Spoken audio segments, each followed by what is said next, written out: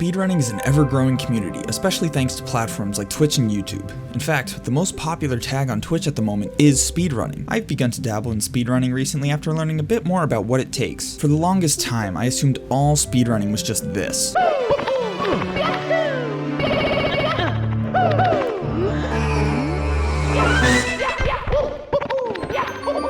Which is why I never bothered paying any attention to it in the first place. After watching some world records, I began to realize it doesn't look as impossible as it once seemed. There's certainly a steep learning curve to speedrunning any game. Hell, Dragon Quest speedrunners put their NES on a hot plate so the game would calculate things faster. But if you're not going for the top of the leaderboard, it's a great new way to experience a game and learn some fun tricks. Beyond Mario 64, the most popular speedrun game at the moment is Minecraft, but that's a slippery slope that I don't care to get involved in, so I began looking at other kinds of games I would be interested in. Other Mario games just don't seem to have the same appeal as 64 does for me. Pokemon seems like one of the more boring games you could speedrun. Considering Majora's Mask is my favorite Zelda game, I began to wonder what the speedrun looked like. Speedrun.com serves as a bit of a hub for speedrunners. They have the leaderboards, resources, categories, and more. In my opinion, the different categories are what makes speedrunning so accessible. Typically, you'll find the most competitive categories to be any percent and 100%. Any percent is the more traditional sense of speedrunning, where you beat the game as fast as possible and nothing is off the table in terms of exploits. 100% is usually in the same vein, but you have to collect everything found on a menu or a scoreboard of some kind. However, depending on the game, there may be in-between categories, and whether or not these categories become obsolete or not depends on what new exploits are found and if they remain relevant, or simply how fun they are. And of course, there are meme categories. It was difficult to pin down a category to attempt, because in any percent you essentially access a graveyard early, do some oddly specific things, and this causes the game to trigger the end credits. It is truly the fastest way to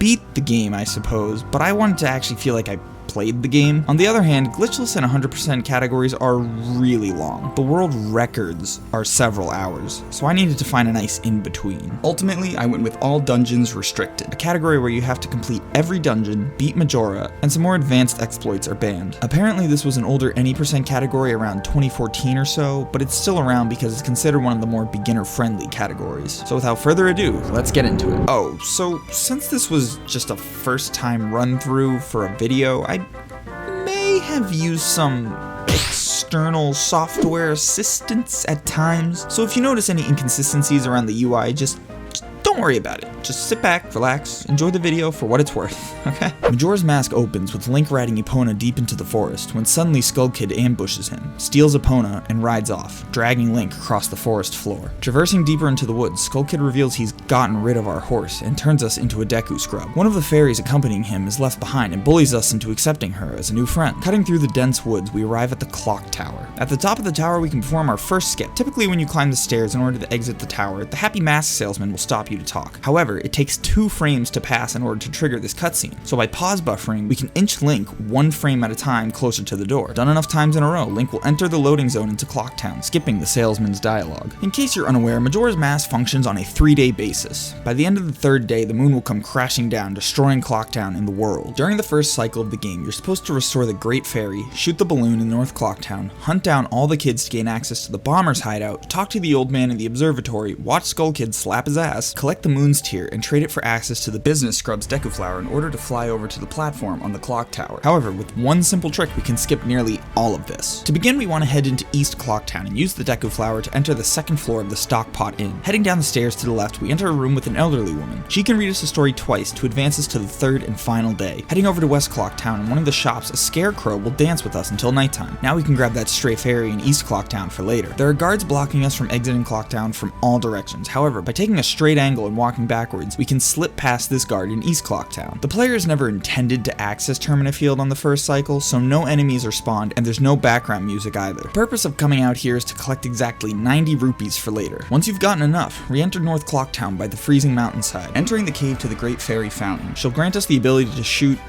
snot. Zipping over to West Clocktown, a beggar who also runs a bank, yeah, that's not sketch, will keep our 90 rupees safe for us. Finally, we can climb the clock tower. By aligning Deku Link square to the platform above, performing a backflip and releasing all buttons on the controller, Deku Link will perform a twisted backflip. If done correctly, he'll grab the edge of the platform, and you can enter the top of the clock tower without the intended hassle. At the top of the clock tower, Skull Kid reveals his plans to destroy the world with the moon looming ominously above. Sneezing on him, he drops the Ocarina of Time, triggering Link to remember the Song of Time. Playing the Song of time will send us back to the beginning of the first day, giving us more time to stop Skull Kid. There are some tricks for the speedrun I didn't bother doing. Several times throughout the run, you're able to store the Song of Time and reset the game to quickly get back to the first day without having to watch various cutscenes. Regardless, re-entering the clock tower, the happy mask salesman will teach us the Song of Healing, a melody that heals troubled spirits and souls, turning them into masks. Withdrawing our 90 rupees, we want to immediately enter the bomb shop to purchase a bomb bag and bomb chews. These are crucial, and frankly the entire basis of the speedrun. Several exploits rely on various bomb-related tricks. For starters, if you're cool, you can use a bomb to backflip straight over the guards in Clock Town.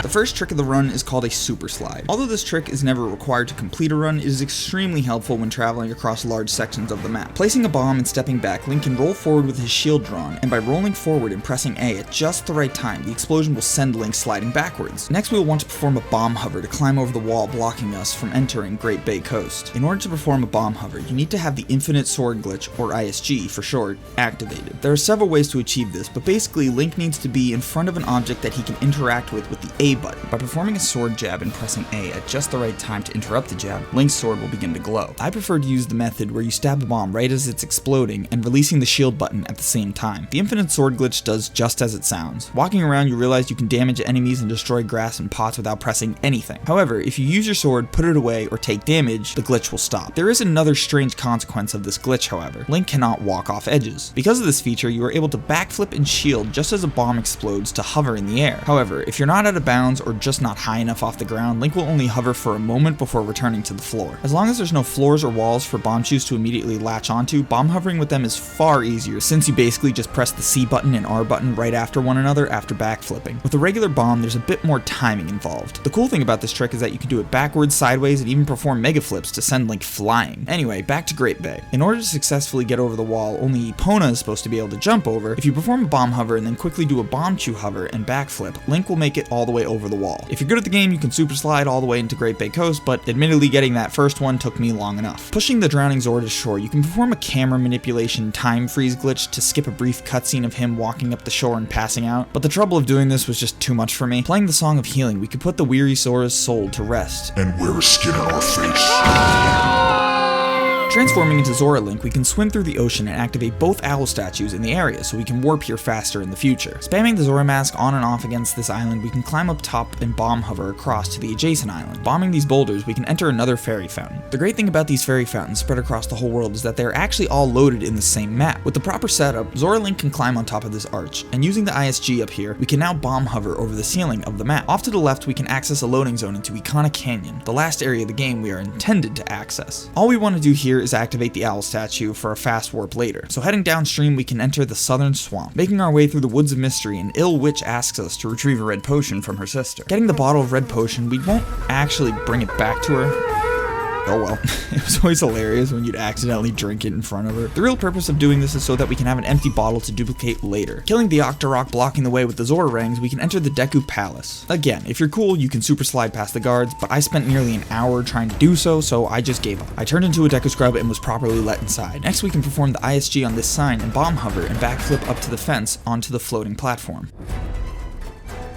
Hovering into the side entrance, a monkey strapped to a pole will teach us the Sonata of Awakening to summon Woodfall Temple. But let's not get too ahead of ourselves. First, by jumping off this lily pad, we can get atop the southern swamp and learn the Song of Soaring. The Song of Soaring allows us to fast warp to any of the owl statues we've activated. Heading to the temple entrance, we can duplicate our bottle twice. By having a collectible with 0 items in our inventory, we can take an empty bottle and catch something emptyable. Holding slightly to the left or right, Link will begin to shuffle his feet in place. This is known as an ESS. By pressing the button to activate the bottle and almost instantly pressing the button for another C item, that other item will be replaced with a usable empty bottle. At the temple entrance, there are Deku Sticks and Deku Nuts we can zero, and a fairy we can use to dupe the bottle. You should hear an error noise if done correctly.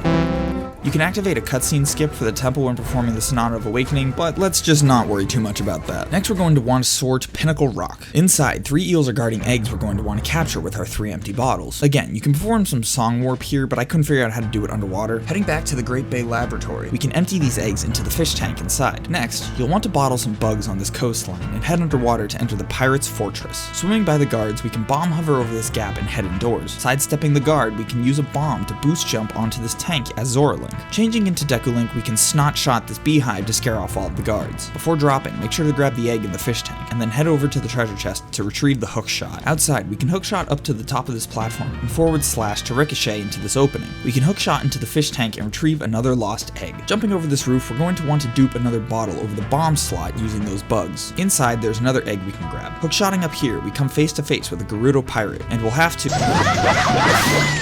We can now grab the final egg. Back in the lab, we can drop the last 4 eggs into the tank. Upon hatching, the Zord tadpoles will form a song against the backdrop of the tank for a staff. I was actually able to do the cutscene skip when learning the new wave bossa nova, so now we can warp to Zora Cape. Playing our newly learnt tune, a giant turtle awakens. You can time freeze and pause buffer to skip another cutscene here, but it just looked too complicated to be worth my time. Alas, we've arrived at the Great Bay Temple, notorious for being very long and convoluted, and a bit scary. I mean, imagine being a child playing a new Zelda game at night and you have to listen to this the whole time while you're running around a sewer.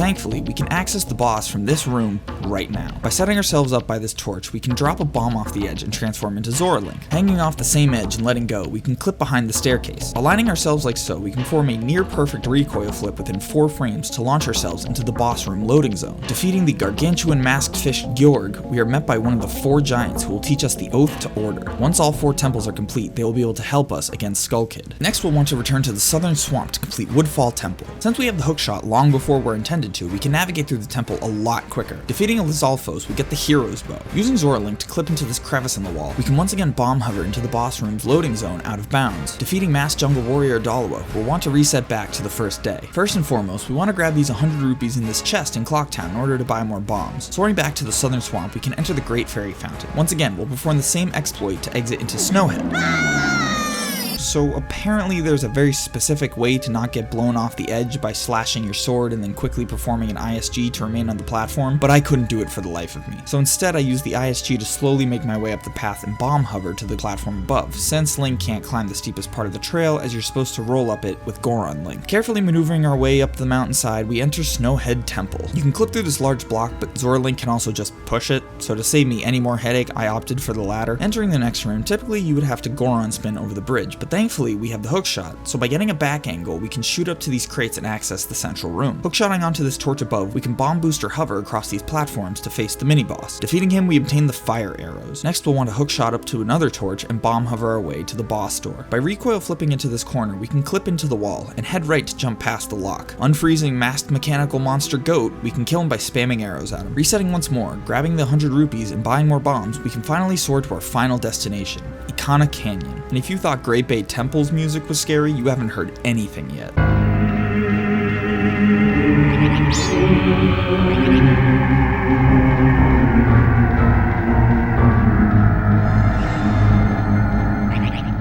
Let me remind you, this is a game made for children. Entering the stone tower, we now have to essentially bomb hover and hookshot the entire way up. Once completing the tower climb, you'll want to press this button at the top. A time freeze is required here, but an easier method can be done with a bottle and a fairy in one of the pots by the owl statue. Activating the switch, one of the platforms will come to the edge of where we are. Typically, if you step off the switch, it will return back to its original position. So you're supposed to create statues of yourself in 3 forms using the Elegy of Emptiness. However, by Z targeting and shielding followed by almost immediately using the bottle item, the camera will glitch and time will freeze. The controls will feel inverted, but making our way onto the stone platform, we can unfreeze time to be brought to the temple entrance. Upon entering Stone Tower Temple, our first obstacle is clipping through this giant sun block. By squaring Link into this corner and jabbing twice to the left, you can drop a bomb, roll forwards, side jump to the left once, and transform into Zora Link. If done correctly, you will be sent through the wall from the explosion. Grabbing a key and a chest, we can swim over to this pillar room and either bomb hover over another sunblock or perform a weird shot to clip under the ground and hookshot through. In a real run, you'll need to grab some more bombs from these golems. In the next room, you'll have a couple of options. You can either weird shot to the chest encased in flames, bomb hover through, or just do the room as intended, since you just need Deku Link to fly through using these wind gusts. After defeating the Garo Master, we can now obtain the light arrows. Kill yourself with bombs to be warped to the beginning of the temple. Outside, you can bomb hover out of bounds to the right and side jump to get an angle to shoot the red crystal with the light arrow to flip the temple. Next, you can either bomb hover or bomb boost your way over to this platform, and in the next room, set up an ISG and bomb hover your way under this alcove to clip out of bounds and enter the boss room's loading zone. zone. Shooting giant masked insect twin mold to death, we finally have all of the boss's remains. Resetting one last time, we'll want to grab 5 bombs out in Termina Field and use the dog to bomb hover into the clock tower. Skull Kid will begin to destroy Termina, but by playing the Oath to Order, the 4 giants will come to hold off the moon. Majora's Mask drops Skull Kid's body, deeming him a useless puppet.